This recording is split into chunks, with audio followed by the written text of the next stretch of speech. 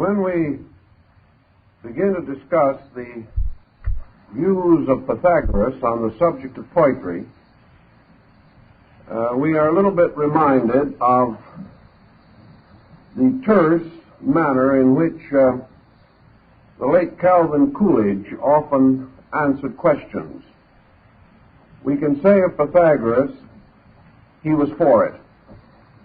And from this point on, we have to look elsewhere for further information.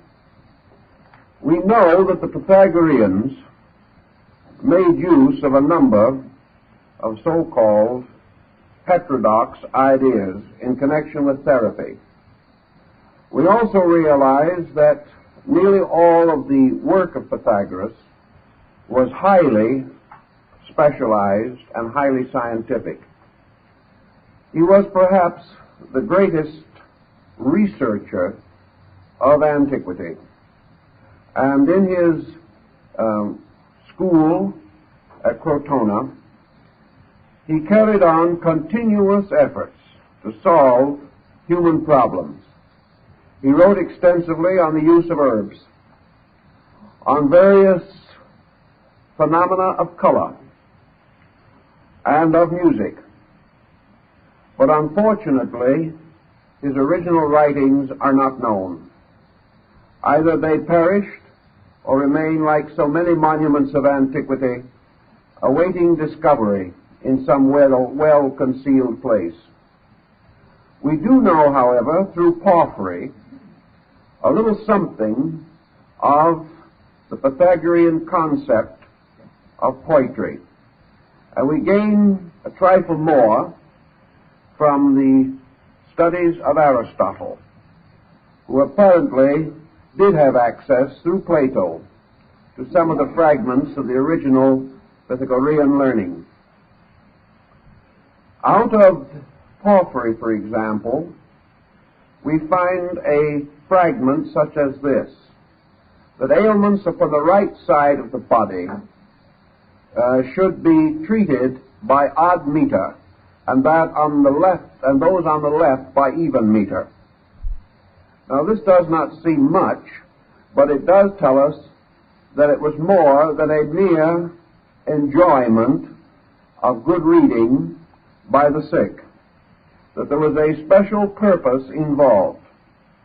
Porphyry also goes on to tell us that Pythagoras was a strong believer in the development of rhythmic patterns in motion, in sound, in color, and in life generally.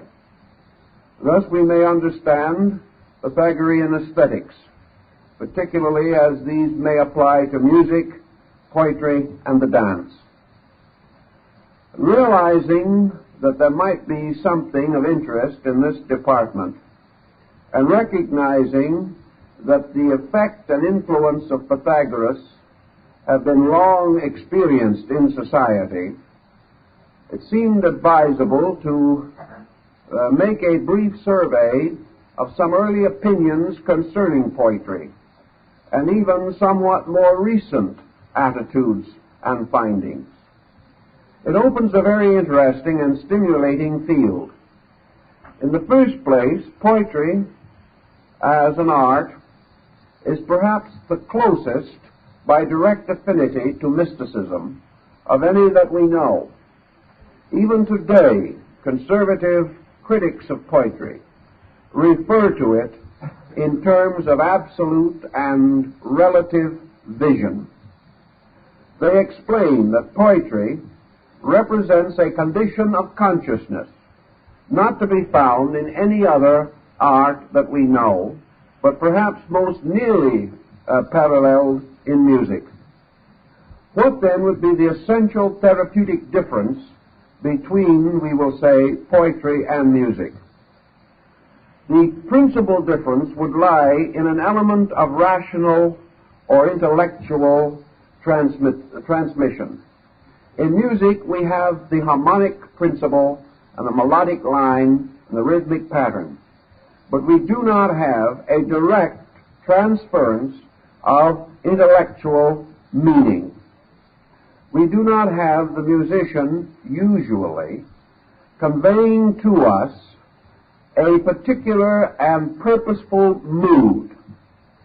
Now, we may definitely feel that music does carry, and it does, a tremendous emotional surge. Music can cause us to feel. It can, to a measure, direct the condition or direction of feeling. It can give us a sense of exaltation. It can depress us. It can stimulate, pacify.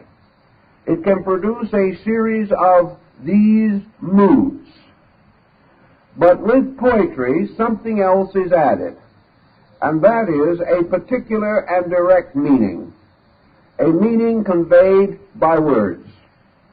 This means, of course, that poetry is somewhat less universal than music, inasmuch as music will cut through the barriers of language.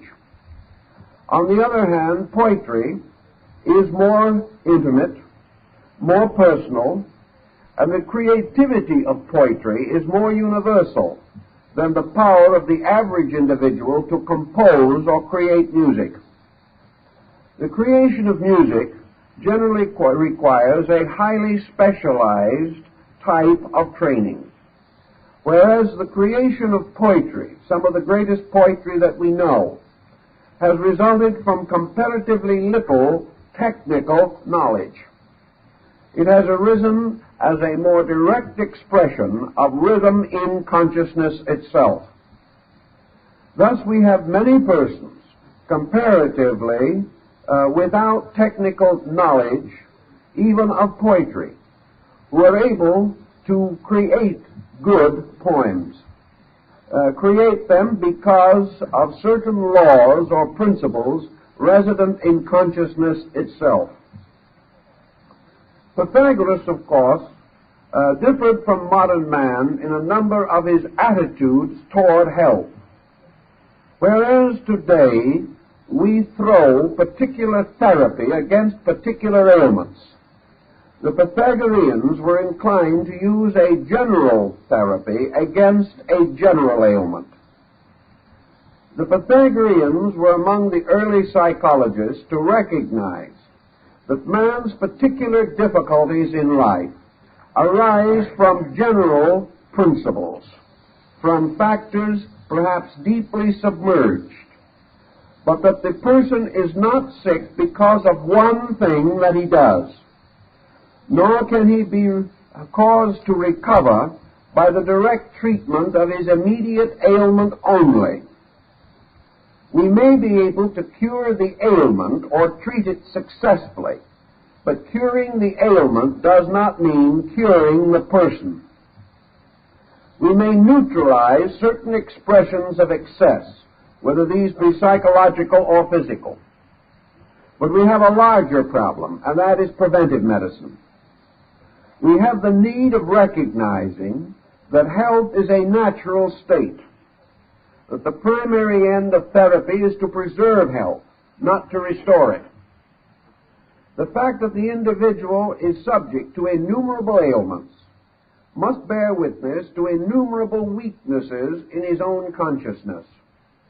To reach these weaknesses may and usually does imply a general restoration of his nature, not the mere correction of a particular difficulty. Thus, we do treat particulars when they arise, but only when they arise. And by that time, our essential problem of health has already passed into a problem of sickness. The prevention of the rise of particular difficulties requires the establishment of general principles. The individual must keep his health from the total psychological integration of himself. He may lose his health in any particular if this total integration is insufficient. Thus Pythagoras, instead of thinking constantly on how to merely remedy certain ailments, recognized that there is a primary type of ailment, and that this ailment arises from psychic disturbance involving the total personality. The sick individual is telling us something beside the symptoms which we are able to immediately recognize. He is telling us that in various ways there are shortcomings in his general nature. These shortcomings do not provide the energy necessary for the restoration of the balance or equilibrium which would preserve health. Therefore, having at his disposal only an inadequate degree of self-integration, he proceeds to advance along the course of ailment until something of a definite nature appears, which is then treated according to its symptoms and not according to its cause. If, therefore, man is subject to innumerable vicissitudes of health and emotion, it is also true that he is troubled or burdened by innumerable restrictions or limitations within his own consciousness. And the work of the Pythagorean in healing was from the beginning the effort to establish a new relationship between the individual and his inner life, and through this inner life with the world around him. In this respect, almost all ancient peoples had recourse to certain arts. The origin of these arts we may never know, inasmuch as they originated in man's own unfolding need. We find that certain persons have been from the beginning peculiarly sensitive to types and orders of aesthetics, that primitive peoples not only have music and rhythm and the dance and song and mantram, but that these various aesthetic expressions become part of their entire social culture. Primitive society, as one anthropologist has noted, is actually founded squarely upon primitive ritual. And this primitive ritual is nearly always a ritual of song, dance, and rhythms. Now, why man should instinctively and inevitably come to this rhythmic approach to life can be explained perhaps best in terms of his own psychic organization. As Lao Tzu, the Chinese philosopher, pointed out, life is motion. Good life is good motion. Poor life is poor motion. Motion in which there is dissonance, discord, broken rhythms will be the poor kind of motion. Motion which moves, flows, and unfolds harmonically, rhythmically, melodically, gracefully. Such motion bespeaks health. Therefore, the cultivation of motion begins within the individual himself and requires a certain imposing of self-discipline upon motion. Motion is very closely interrelated with emotion. Emotion is a kind of motion. It is a qualitative motion within the soul itself. Therefore, emotion must also be rhythmic and harmonic, or else it will be dissonant, and all discordant actions of man arise from discord within man, and in turn impose discord upon society. Society, thus afflicted by the discords of the individual, becomes itself discordant and reacts upon the internal rhythm of each person making up the social order. Thus, both Pythagoras and Lao Tzu recognize the importance of the cultivation of motion, that this cultivation of movement, orderly, rhythmic, harmonic, had to do with the preservation of health. And if health is lost by one cause or another, the cultivation of rhythms helps to restore the harmony of the individual.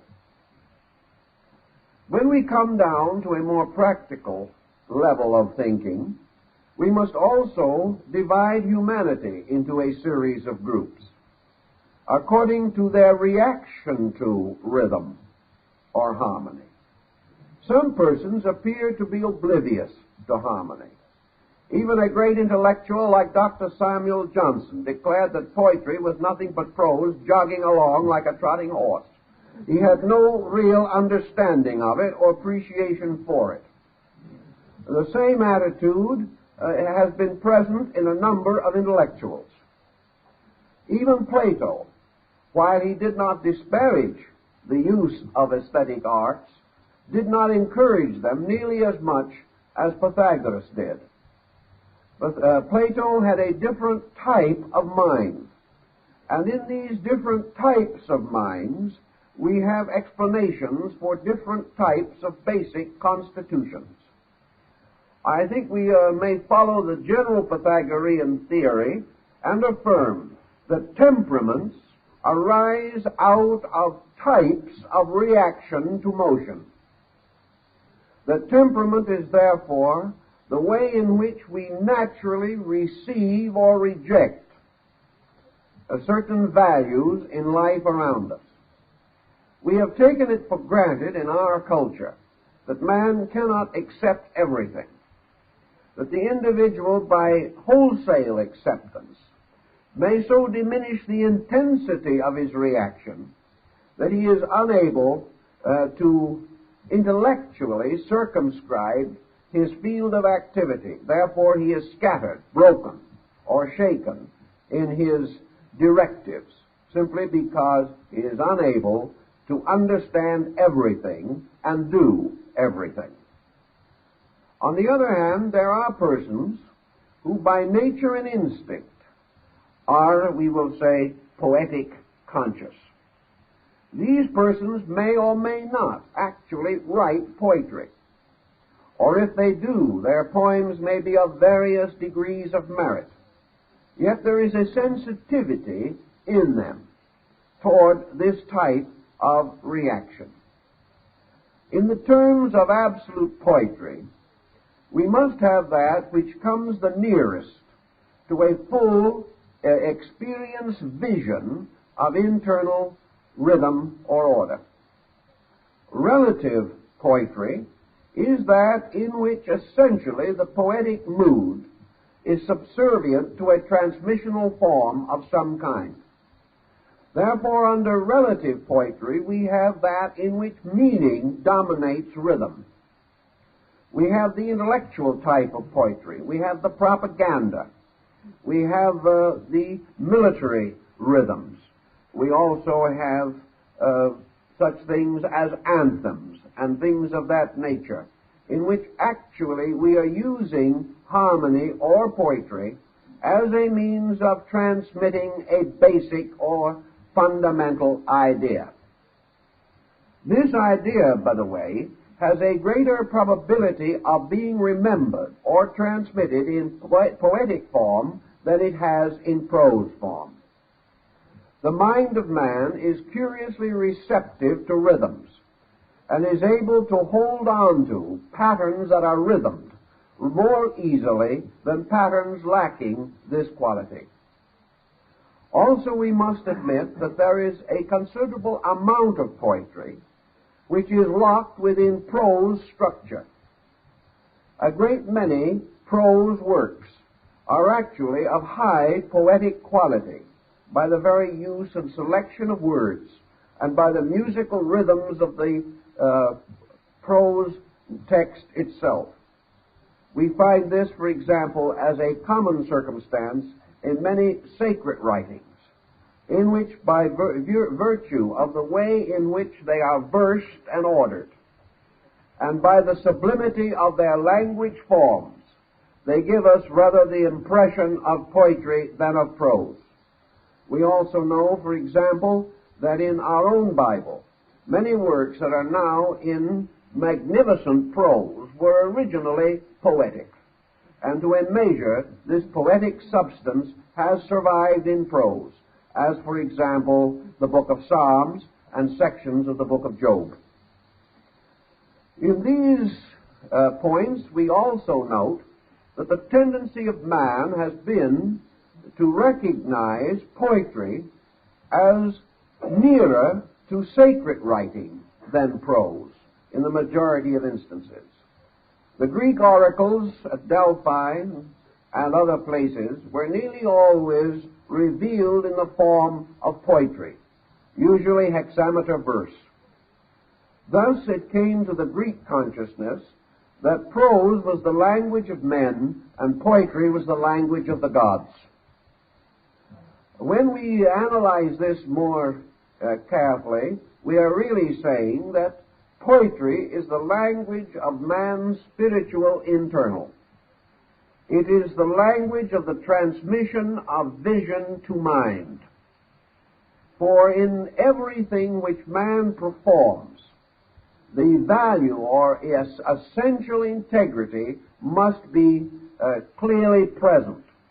It would seem that the interior psychic life of man not only reveals great truths of consciousness, but also reveals them according to the very law of consciousness itself, which means that it reveals them harmonically, inasmuch as consciousness by its own nature does not contain any breaks, any broken rhythms, or any crudities of presentation of its own context. Thus, in the study of poetry, we come to a series of facts about man's own inner life. Namely, first of all, that the spiritual factor in man, manifesting itself, does so in an orderly way. In other words, consciousness manifests not only its content, but its form. And its form is always harmonic, melodic, or rhythmic. On the other hand, the labors of man, arising from faulty or incomplete intellection, are distinguished nearly always by inconsistency, incompleteness, or the confusion of ill-digested material. Man lives in a world here in which the known and the unknown mingle in a confused mass, and out of this confusion must inevitably come a kind of reaction in which the content cannot follow smoothly. The person is subject to continuous interruption and the continuous changing of perspective. He is not able to maintain his own equilibrium. Therefore, to the degree that he descends into the material affairs of life, it was held by the ancients that he entered into a state of prose. We think of it perhaps at prose as being closely related to prosaic, and there is undoubtedly a psychic sympathy. The word poetry, coming from the Greek, simply means to make, to fashion, or to create. Therefore, the maker of a poem is a kind of creator. He fashions something.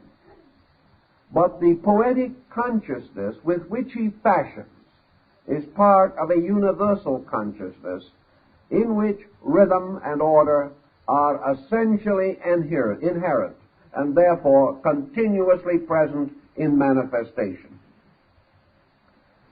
We have a wide range of poetic thought in relationship to Eastern philosophy and culture. And perhaps the greatest exponents of this in Asia are the Chinese, Koreans, and Japanese. In these groups, we find, for instance, the creation of the poem as a symbol of respect. We find that if a Chinese gentleman secures an admirable work of art, particularly a fine painting, which he regards with extreme respect and veneration, he will contemplate this painting. He will meditate upon it. He will search it as an experience of his own consciousness. he will try to unfold within himself the meaning of this picture to him. And when he feels that he has achieved this, he will write a poem. He will usually write a very brief poem and place it upon the margin of the painting in his own beautiful handwriting, which is itself an expression of almost uninterrupted rhythm. He will then seal it with his seal, and the poem and the picture will go on to future generations.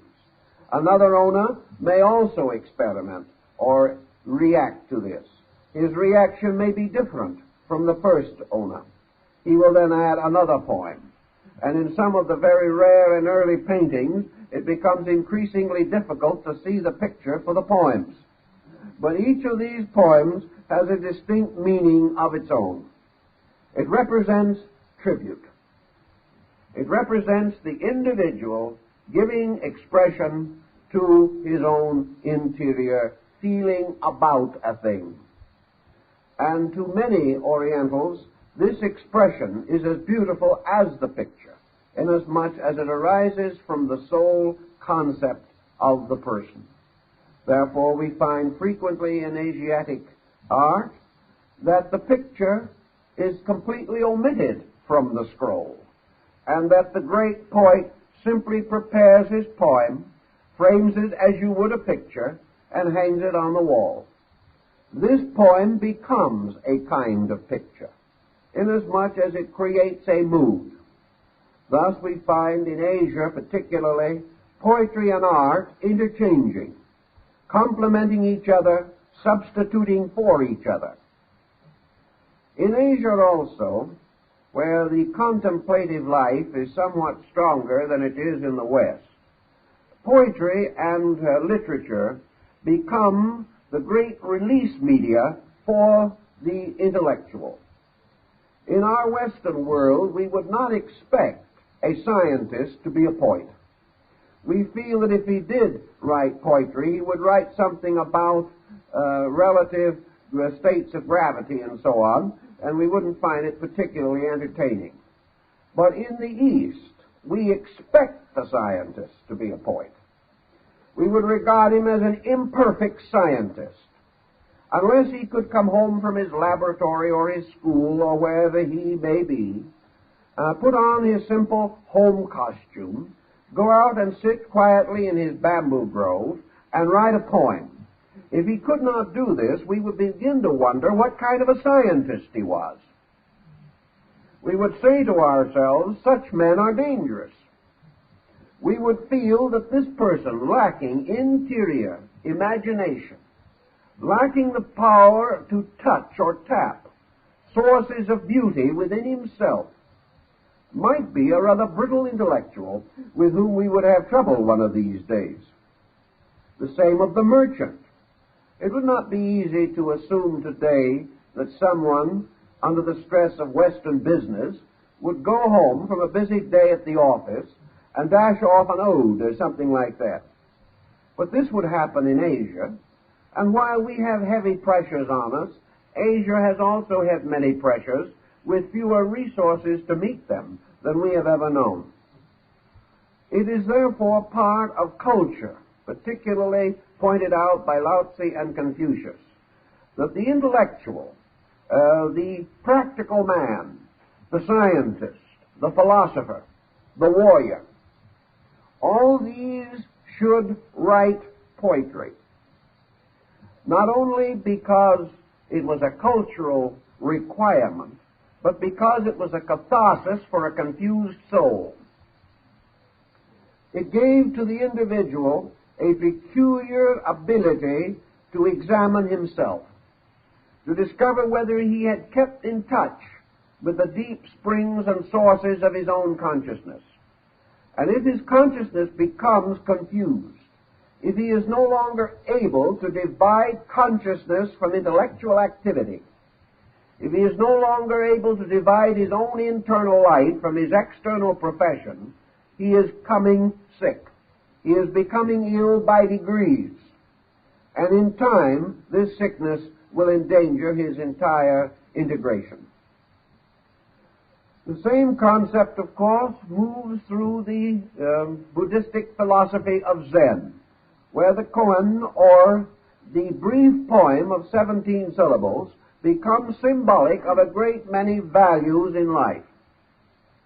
One of the important elements of most Oriental poetries, particularly Japanese and Chinese, is brevity. Brevity means essentially the power to go to the heart of a thing.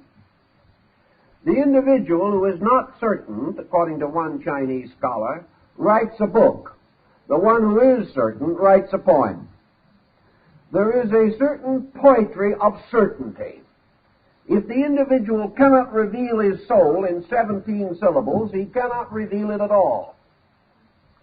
We are not quite so certain that we can do that, but we do have certain evidences in our own way of life that brevity is not only the soul of wit, but the soul of transmission and the soul of revelation as far as the consciousness of the person is concerned.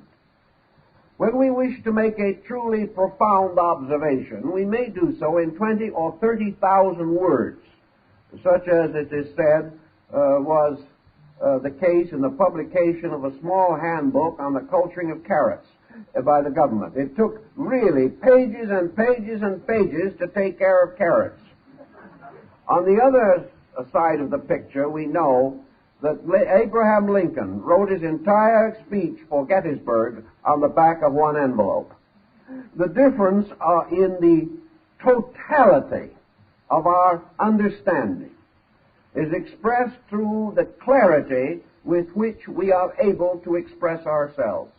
Perhaps we have not recognized, for example, that essentially Lincoln's Gettysburg speech address is poetry.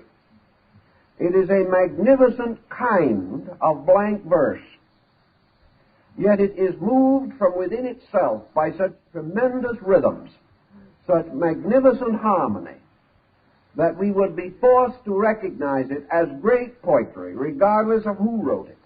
Yet perhaps Lincoln would be the last person in the world to think that he was a poet. It was merely that a clear insight, expressing itself in the fewest possible unnecessary words, and because of the direct impact of vision upon purpose, resulted in the speech taking the form of classic poetry. Thus, truth has a tendency to take poetic form wherever it is manifested to men. And in this, we have truth not merely as intellectual fact, but truth as vision, as link between the person and a field of consciousness. It is in this way, I'm quite certain, that Pythagoras approached his concept of poetic and music therapy. He recognized that if this poem, if this work, and he is believed to have depended heavily upon the writings of Homer for his therapeutic poems, if this poem is pure rhythm vision, and it is read to a person of enharmonic maladjustment, that the tendency of this will be to cause relaxation, to cause the individual to experience a different kind of mood. This mood does not depend upon the words alone, though the words may play a part.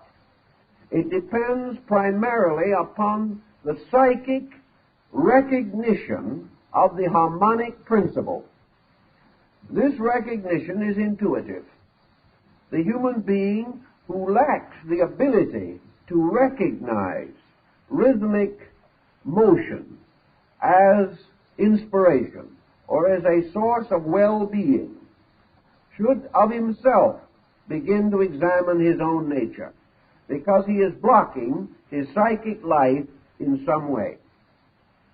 If he does not have a certain amount of music or poetry in his soul, and is not able to call upon this at the proper time and under the proper circumstances, he cannot have the same interior strength that would be his had he had more aesthetic integration. We therefore divide the value of poetry from a therapeutic standpoint into two general classifications.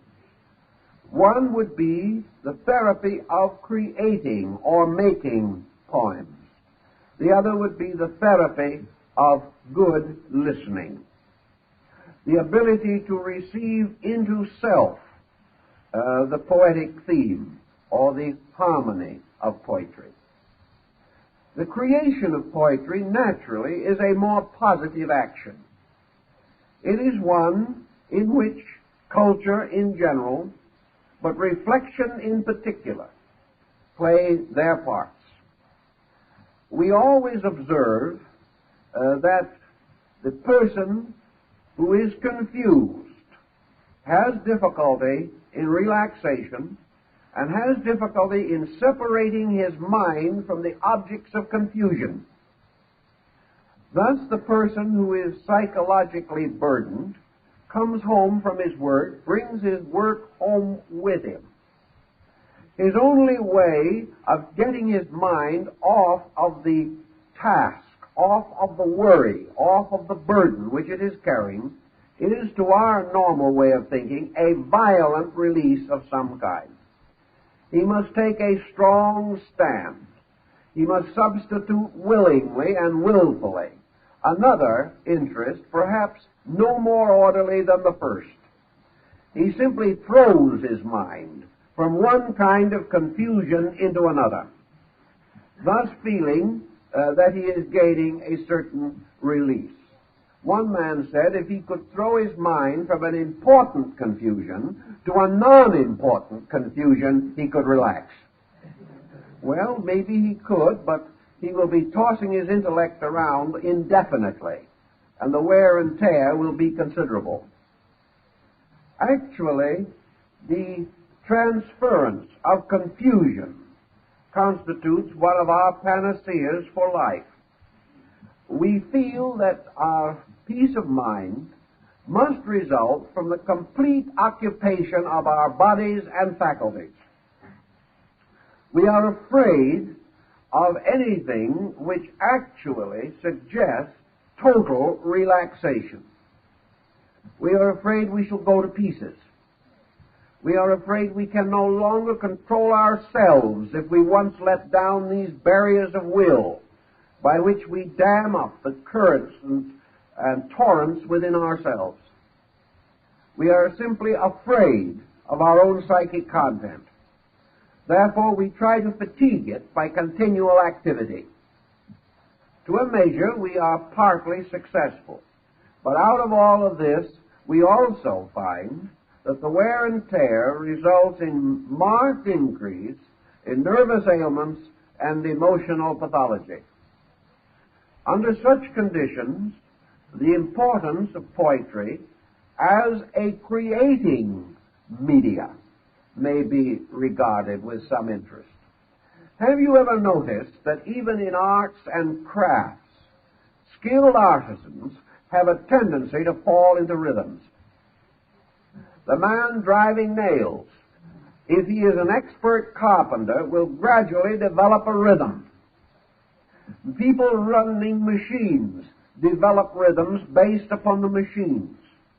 And one of the problems that confronted music therapy was the danger of a therapeutic or a music rhythm that would vary from the rhythm of heavy industrial equipment. In other words, if a man is working with a certain type of die-pressing machine, this machine has a tempo or speed of its own. If the individual's consciousness gets into a different type of rhythm, he is apt to have a dangerous or fatal accident. Thus, we have this point that machines have rhythms.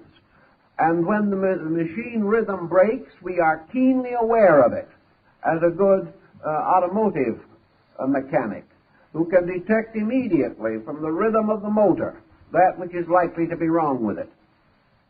Thus, there are rhythms innate in things. There are rhythms which also mean continued function. There are rhythms in the individual, which also relate to continued functioning on one or other level of existence.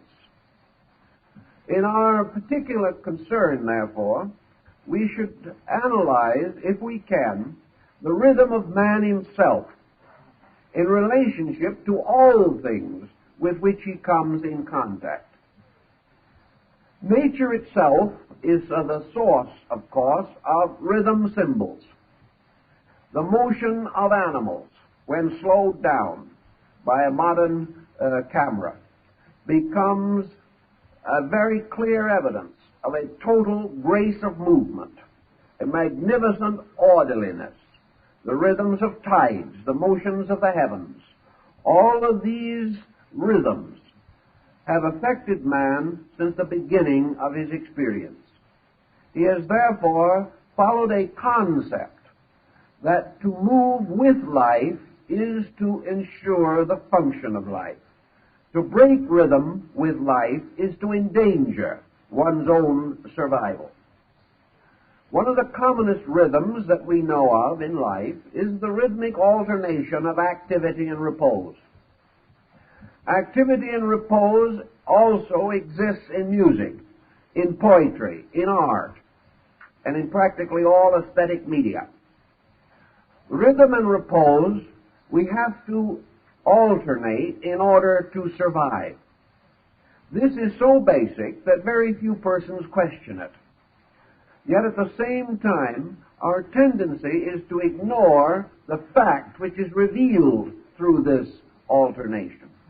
Namely, that everywhere in nature we have a movement from action to repose, and a movement from repose to action.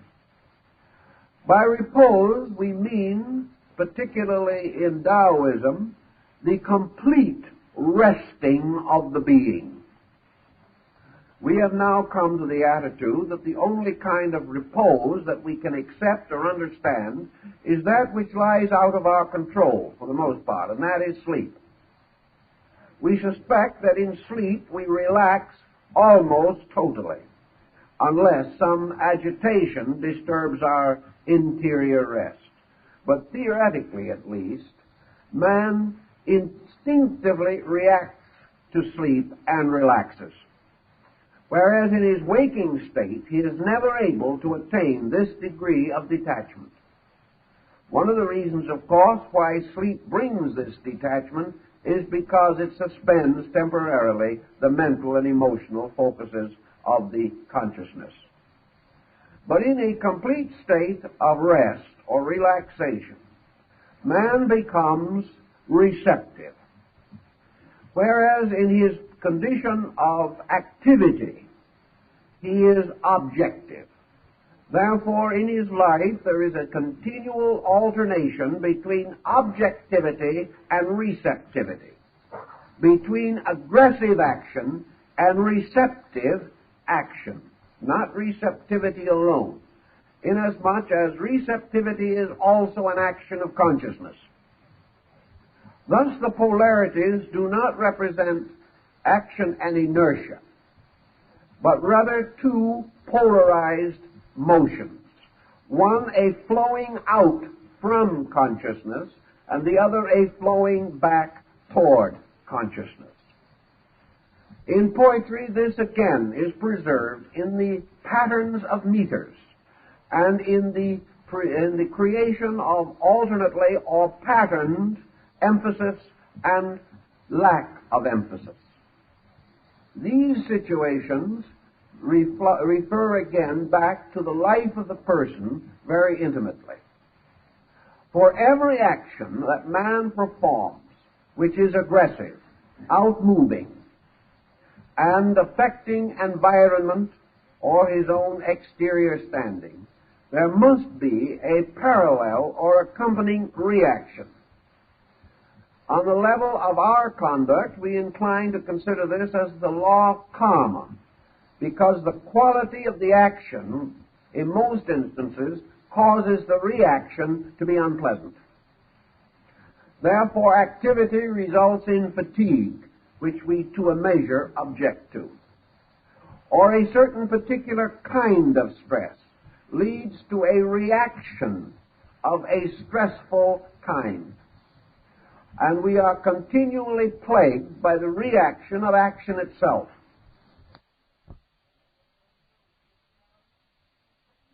We try to say to ourselves, this I will do, but the consequences of this I will prevent. I will block it in some way. I will have an unpleasant thought, but I will immediately strive in one way or another to make it difficult for this thought to have its proper and inevitable fulfillment in my own nature. So defense against reaction becomes necessary because of the inadequate quality of the action itself.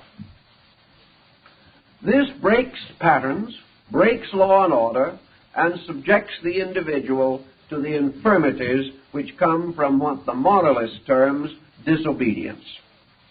Disobedience being violation of the basic rhythm of life.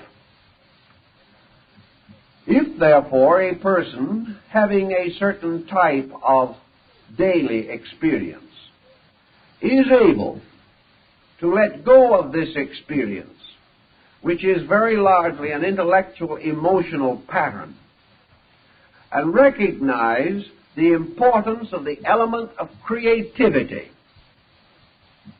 he should and must make something. The word poetry, therefore, meaning to make, implies one of the most important outlets of those who are in the need of creative expression. This is not in any sense of the word intended to depreciate any of the various avocational interests which have been developed in recent years as a means of balancing man's psychic tension.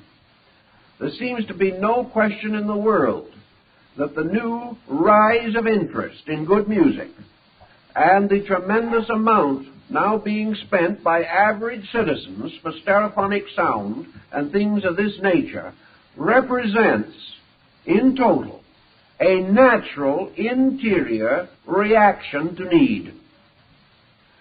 We have come more and more also to recognize that need is largely individual, that we simply cannot tune on a program which 10 million people are listening to and find it always satisfactory to ourselves.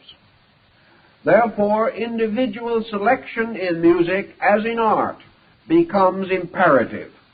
And out of this individual selection, we have restored what appeared to be a lost industry, and that is the recording and the tape record of good music. We are returning the individual musical reproducing unit into the home. If this be the basic pattern of something, we also have to realize that many so-called avocational interests are merely switch vocations. They do not reach into the core of our need.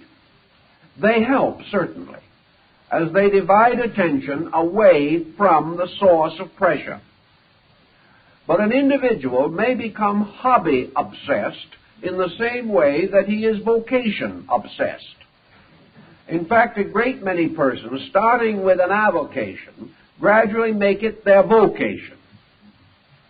Now, there are advantages of this. It certainly divides what would otherwise be a monorail mental emotional existence. It gives the individual a measure of variety in conduct. But very many avocational interests do not adequately release consciousness. They do not actually reverse the motion of life. They do not cause the direct flowing from within out. They simply juggle the things on the outside into new arrangements. There is a creativity in making a good chair. There is a creativity in taking a good picture. Many different activities give the individual relaxation and change of perspective. But there is something that is not quite perfect in the fact that an individual who spends all his days in a banking office has no other internal resource except to go home and cut out a bookcase. There is something wrong here. It is better that he makes the bookcase rather than do nothing. But there is something still better that he could do. Thus, all avocational interests which simply direct the individual to another phase of an existing pattern, remaining, however, on the same basic level. Such transferences leave something to be desired. And the something that needs to be expressed is the pure internal life instinct of the person. The moment he limits this life instinct into some craft or trade, he is already repressing a large part of it. His daily life is also repressing most of his creativity. The person today whose job and whose creative instincts are identical is rare indeed. Nearly always a compromise of some kind has to be made. To meet this emergency, ancient man instinctively developed these psychic expressions. He developed the ritualistic way of life. Today, ritualism plays very small part in the lives of most people. Even the equivalent of the last century, the Good Street Parade accompanying the arrival of the minstrel show, this has disappeared. There is practically no opportunity for ritualistic formula in the life of modern man if we wish to exclude the Dodgers and their periodic high ritualism. Actually, creativity or mass association in rhythm, in art, these things become scarce to us. In a way, radio and television have not helped as much as we wish they would. One of the difficulties here is that we are being forced more and more into the receptive field. We sit and listen. We may see, we may hear, we may gain certain psycho-emotional outlet, but we do not participate. We do not move into this rhythm ourselves. We are satisfied merely to be an audience to this. An auditor being very largely a person who attends something but not for credit, merely to be there. Thus, the motion of our way of life is not to create a self-expression or release of dynamic internal. Compare this attitude, for example, with the Chinese scholar we mentioned, who, having had a very large and important day in some mercantile establishment, comes home realizing that he is following a law of alternation. He is actually following a law of extroversion and introversion. He is going to balance these two. He is not going to run away from one and into the other. Our way in the West is to escape from one or the other. Very often we cannot listen to the rational conversations of people. They annoy us too much, particularly on politics or religion, where there seems to be no common ground. We are not inclined to be particularly concerned over revelations about trades or arts or crafts or sciences or the rise and fall of stock markets unless we are interested in these particular activities. But the true form of poetry, representing an interior revelation of another person's consciousness is of interest to all normal, healthy people. Not because we wish to pry into their private lives. Poetry is not a form of gossip. It is, however, a natural and healthy interest in that which is the internal consciousness of another being. After all, the consciousness interval is the one we have all tried to cross since the beginning of time. We have always longed to know how other people actually are inside themselves. We are locked in our natures, and we know they are locked in theirs. Any bridge across this interval is of interest and value to us. It is also of great social value to us, inasmuch as poetry can become the basis of understanding, where all other more technical forms of knowledge cannot break through. So as a sympathetic listener, we seek to sense something of the mood, of the inner life, which lies behind even the simplest verse. Sometimes we find ourselves bewildered by simplicity. Sometimes we are unable to move ourselves into so natural and contented an attitude that 4 or 8 lines of a poem is sufficient to give us a very warm and rich experience. But here again, a discipline suggests itself. If we are unable to find something in that which has meant something to another, we have more work to do on ourselves. The mere discarding of this as unimportant simply leaves us impoverished and with further barriers between our own lives and the lives of others. And barriers also cause sickness. They cause other people to be sick for lack of understanding. And they cause us to be sick because we have not understood. All this subtle exchange of psychic content is perhaps more clearly and more immediately available in poetry than in any other art that we know. It has also been pointed out that poetry has a kind of illumination about it. Even the most conservative critics of poetry have pointed to the prophetic mood of it. That a very great number of our so-called exact scientific, philosophical, industrial, economic facts have been discovered by poets. The poet never knew that he discovered them. He didn't care. All he was doing was expressing the law moving through him.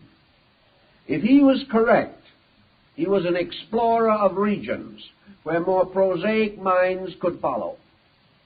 It has also been pointed very definitely to our attention that where a great social message is implied, where it is necessary to lift man from one level of human achievement to another, that a large part of the world's most impressive, inspirational message has come to us in the form of poetry.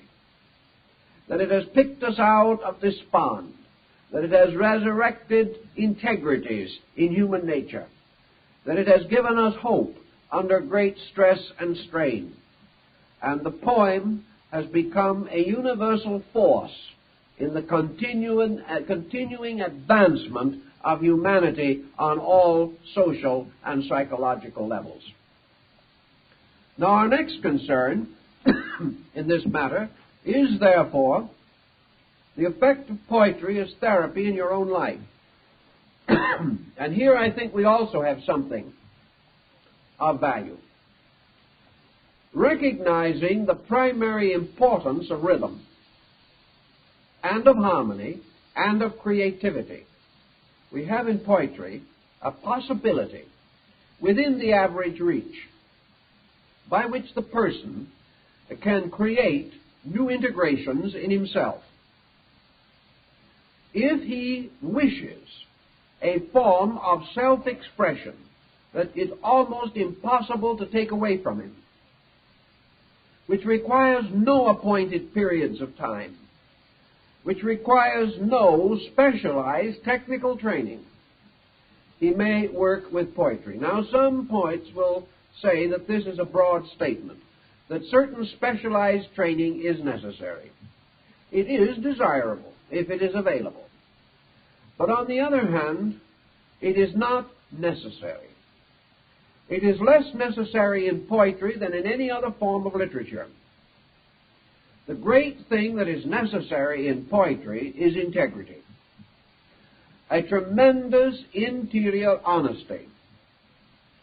Actually, the release of spiritual content will be as beautiful as our facilities permit. We instinctively draw heavily upon all resources in the state of sublimity. And in poetry, the individual is ineffective, completely so, unless a certain transference of levels occurs within himself. The critic points out that the technical poet, textbooks on poetry, all point out that a poem is produced as the result of an integration upon a level different from that of ordinary activity. The individual loses himself in something. At that particular time, a mood comes over him, the mood of the poet. The ancients felt this mood so strongly that they assumed that it was an entity, and they created a muse of poetry, and they dedicated most of their poems to this muse. They felt that poetry arose in a spiritual being, and that a poet was one who was able to sense this being, and upon whom this being bestowed its favors in the form of great verse. The followers of Pegasus, the winged horse of verse, therefore built their own mysteries, their rituals, their rites, and their ceremonies, and they invoked their muses with all the integrity and sincerity of any devout religious group. Their interpretation, however, rested upon this thing that happened to themselves. They felt that they entered temporarily into a curious pattern of unworldliness, that at this particular time something moved in them, something lifted itself in their own consciousness, and they became united with a sense of interior vision, and a strong emotional factor was present. There can be no great poetry without some kind of emotion. But it was a kind of emotion that to the average person was more clean than the ordinary emotions of life.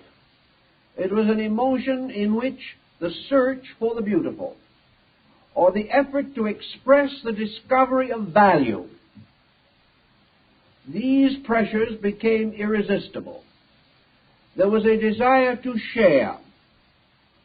There was a sense of the spiritual significance, the doctrinal import of this form of self-expression.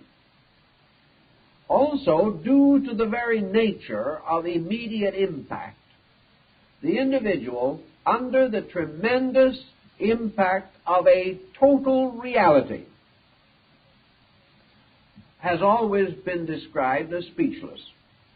The faculties of great oratory disappear under the impact of a tremendous emotional fact, a revelation of life itself. Immediately, the mind, having experienced this, has the instinct to give it, to share it, to express it, to release it into environment, and immediately also discovers the hopeless inadequacy of words. In this dilemma, and it is the dilemma of great poetry, that which is not available in the term of word is made partly available through interval.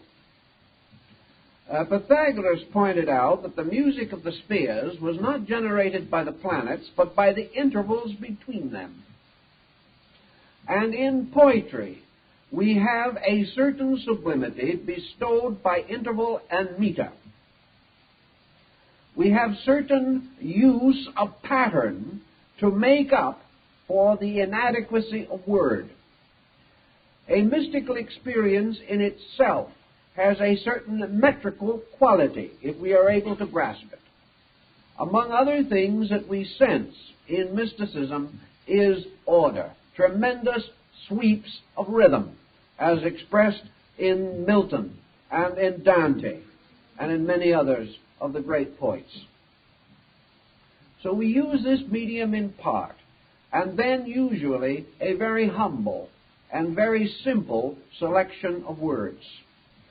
The greatest of all vision poetry, arising from mystical experience, has almost the scriptural simplicity that we find in the words of Jesus. There is very little involvement. The entire sublimity is carried by the order and pattern, and by words used more nearly according to true meaning than in any other speech that we make. So the resulting poem has a curious impact. It has the impact of purity. It has the impact of something of the impossibility of transmission, which itself becomes sacred. It also has the impact of nobility of sound order, rhythm, mantram. And, of course, it has the tremendous strength of being stated in the simplest possible words. The proof of vision is this very simplicity itself. So out of this, man gains a peculiar sense of participation in value beyond himself. And this participation is therapeutic. There is no question in the world that it can and does react into man to cause him to come to a more harmonic relationship with life. In mysticism, then, we do find a strong tie between a mystical experience and the poetic form of recording or perpetuation. We find that if we go deep enough into man, we find beauty. And we find this beauty expressing itself in the simplest forms of language. Now, the words themselves are not any more beautiful when a poet uses them than when anyone else uses them. Therefore, something has to happen to the words. They have to be divided away from common usage. And we divide them away from common usage and demand an entirely new perspective toward them because of meter. We therefore transfer them from the language of the everyday to the language of the gods. And by so doing, they become instinctively accepted by us as having a meaning or authority that is separate from profane utterances. Now, we often speak of the poetry of living, the poetry of movement. We have many ways in which we use the term, but always we apply it to something that has a particular, special, dedicated integrity, moving in it and with it and through it. In our daily living, therefore, if we are inclined to have a certain type of fatigue, if we are inclined to wonder about the integration of our internal resources, it may well be that we could profitably include a certain amount of poetry reading in our list of desirable avocational activities. It is probable that we may first have to read or to become a little more aware of poetry before it is possible for us to create poems. And of course it is not important whether these poems are ever published or not. We are not writing poems by the yard for a publisher. What we are doing is finding ways of creating release for pressure or tension within ourselves, to move it out, to get rid of it, and to find behind it, and stronger than these broken rhythms, the tremendous harmonic patterns of life and law and beauty and truth and love.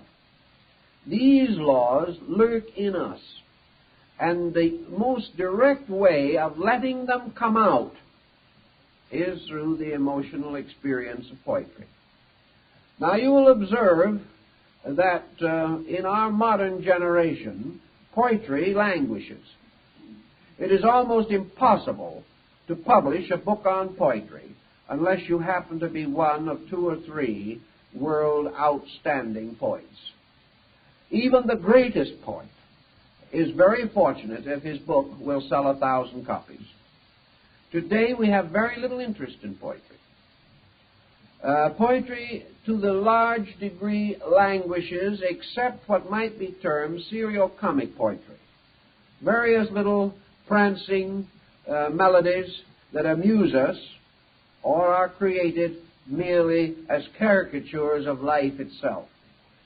We find then a certain fatalism, a certain brittleness, a sarcasm, a cynical attitude toward life, and a group of modern poetry which is distinguished largely for its non-melodic and non-harmonic forms, not necessarily just blank verse, which can be great verse, but poetry arising largely from psychosis itself. We know such poems. We read them too frequently. We observe also that poetry, instead of being, as it was to the ancients, a ministering goddess, is to us merely another example of our own disillusionment. Our impoverishment in this form of literature is consistent with the general psychic impoverishment we are going through. We cannot necessarily demand that other people change their ways, but we do know that we have an inheritance of great art, great music, and great poetry. We also realize the possibility that great poetry will help us to establish rhythms, will help us to feel melodic harmony in our own minds and emotions, and that it is quite possible that with moderate experimentation in this field, that we shall also find poetry as a means of personal release, of restating for ourselves convictions that do not mean much in prose. They become too matter-of-fact, too commonplace. But in poetry they suddenly become divine. And this search for a means of expressing great spiritual conviction leads us naturally into the realm of great poetry. Pythagoras read poems to put people into a more peaceful mood, to direct certain rhythms toward the remedying of ailments. And I think elaborate research could be carried, because the exact therapy probably lies in the combination of the meaning and the meter. There is a meaning peculiar to meter. There is a meter peculiar to meaning. Therefore, when these come together, they produce a strong therapeutic pressure. They give the individual a certain distinct message, a message which is accepted not only mentally and emotionally, but psychically within the consciousness itself. The total result of this, of course, is an immediate experience of exhilaration of conscious value. It causes the individual to sense, under the term of poem, a value which he can accept as poem, because it bypasses his intellectual criticism. It bypasses what he calls fact. You are not supposed to analyze a poem as you would analyze a scientific thesis. You are supposed to enjoy it. You're supposed to permit it to make you pleasure, to make you feel better, to make you sense beauty and value, thus escaping the direct influence of man's sophistication. The poem, if it is acceptable and proper, moves in upon us as a more religious experience, an experience based upon our effort to capture a fragment of eternal beauty and preserve it for ourselves, and perhaps rather timidly to advance it toward others if they wish to share it with us. This type of therapy is part of maturity. The individual who is unable to sense such values is simply lacking in maturity. And no one wishes to be regarded as immature regardless of their conduct. Therefore, it is to be desired and to be hoped that there will be a revival of good poetry, that there will be more interest and emphasis upon this phase of our living, in order that we may sense its help in time of trouble, that we may recognize that its vibratory rates and patterns can be, like all other great art, a form of therapy, just as a great painting, by its expression of cosmic realities in order, color, dynamics, brings a ministry of mathematical exactitudes to our soul, as great music lifts us into the communion with these harmonic principles which govern all things. So great but simple poetry can also elevate us, but it comes to us in a rather more humble and intimate way. It comes to us so near to home, so within our availability, that it is present in the life of a child. It is present in many persons who have never dared to express it. Let them have the courage to do so. Let them feel that in this form of self-expression they have a means of both understanding and being understood. That anyone who has a maturity of consciousness will share in the experience of this personal release of good. To make this more habitual will probably be an excellent remedy for neurosis. To make us more aware and continually expressive of beauty will lift our minds from these desponds which cause us to be continual expressors of deformity. The individual who is constantly telling his troubles is not only telling them to other people, he is restating them for himself, therefore giving them greater and greater authority over his own life. If instead of this he reads a beautiful poem, or recites one he has written, or shares in the melodic and harmonic concepts of nobility which have flowed from the souls of poets, and can also flow from his own soul, if he takes these means of expressions, he is getting at the totality of himself, the wholeness of his nature. He is not correcting the momentary headache. He is correcting the cause of all headaches. He is not merely solving the imminent crisis in his family. He is reaching into the source of all crisis and trying to make it right. For there is no crisis in human affairs that can withstand the full expression of true beauty, beautifully and nobly revealed. And in this type of feeling and in type of thinking, we have the maturity which is necessary to bring security, peace, and integrity to our way of life. Time's up.